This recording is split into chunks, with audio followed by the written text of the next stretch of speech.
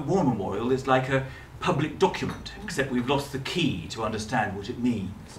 So I wanted to find that key, and that was really the point of this book. But I wanted to tell the story of every man in the countryside, I suppose in particular, but every man in Britain in a sense, but at war. Because although it's a village, Lidford, in Devon, it could be any village really. I chose it at random, almost.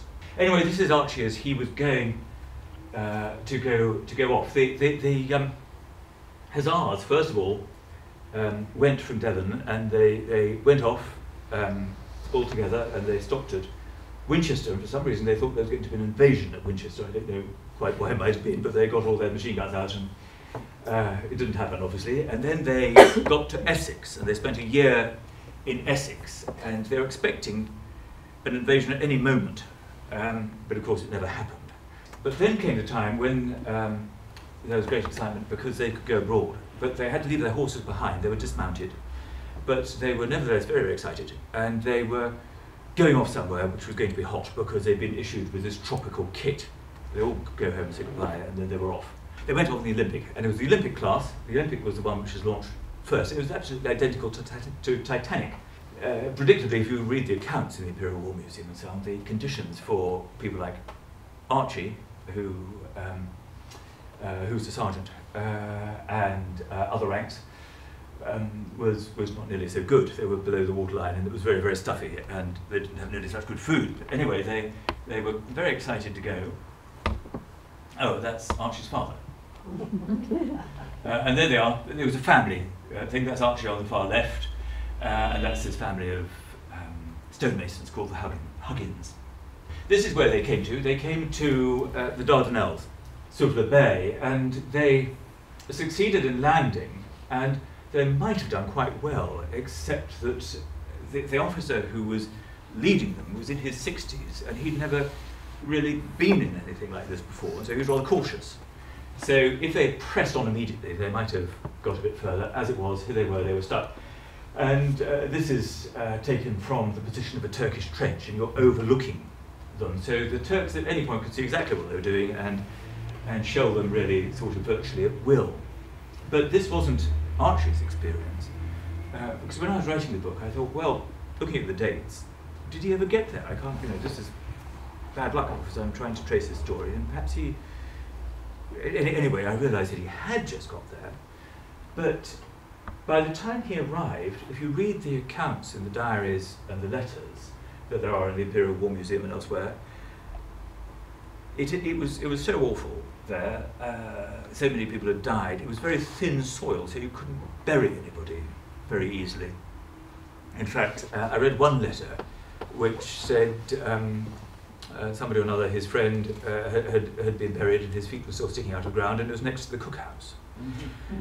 But every account says that if you were at the front, it was very, very difficult to get anything up to the front. You had to crawl along these communication trenches under full view of the Turks. It wasn't something they did very often.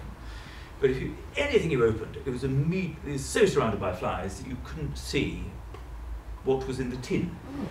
And within 3 weeks, this very fit young man, Archie Huggins, had got dysentery and died. And I just end up with a couple of words about Richard Gillett, who was this guy here, who's persistent stare, and he was rather like the Herbert brothers. He went to Lancing, and he then I think would have gone into the army. I'm not quite sure what happened. He was going to go to Sandhurst. I don't think he did, but at the beginning of the Second World War, he went into the Guards, and then he transferred to the Baluch regiment in India, which was recruiting, and from that he volunteered to join the 1st Indian Parachute Brigade, and it was parachuting, of course, was very new for anybody then. And particularly new in India because they didn't even have instructors. So they were very much making it up as they went along. And there was a terrible death rate. Particularly local people were packing the parachutes. And there was about a 1 in 100. Every jump, every 100 jumps, there was a fatality. But these are the kind of guys, they're rather Wild West types, as you can see, that Richard Gillett was fighting with. I don't think he's there, I don't know, but anyway, these are officers of the Indian Parachute Brigade. And those are some of the Indian members of the brigade who made a jump, but they're all extremely tough, and they went out and they've been wanting to take part in a jump, and they'd been put on standby 10 or 12 times, and they were so disappointed that they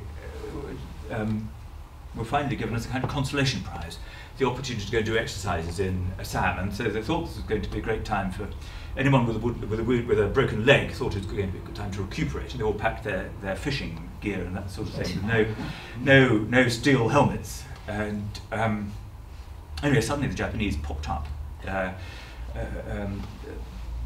near Imphal, and it was Richard Gillett's battalion, which was absolutely in the forefront of this. It's a place called Sangshak, and it was very moving reading about this. Unfortunately, Richard Gillett was not one of the men who survived, and very few of them did. But they were defending this outpost, really just holding up, which they did very successfully, the thrust of the Japanese invasion. And there was a point at which Richard Gillett had just died about within the previous 24 hours, and they'd run out of ammunition, and they knew it was the last evening. And the survivors described how they had a cigarette, and they realised that the game was pretty much up. So they started to talk about all the private swimming pools that they'd known in gentlemen's clubs around India as being something that was a pleasant subject of conversation. But it was just at that time they had to keep the generator going throughout the battle, which, because the proper one, I think, had been knocked out by a bicycle that had been hooked up to the generator. So there was always somebody pedalling off. Anyway, they managed to make contact with headquarters, and they'd been given the order to fall back at that point, and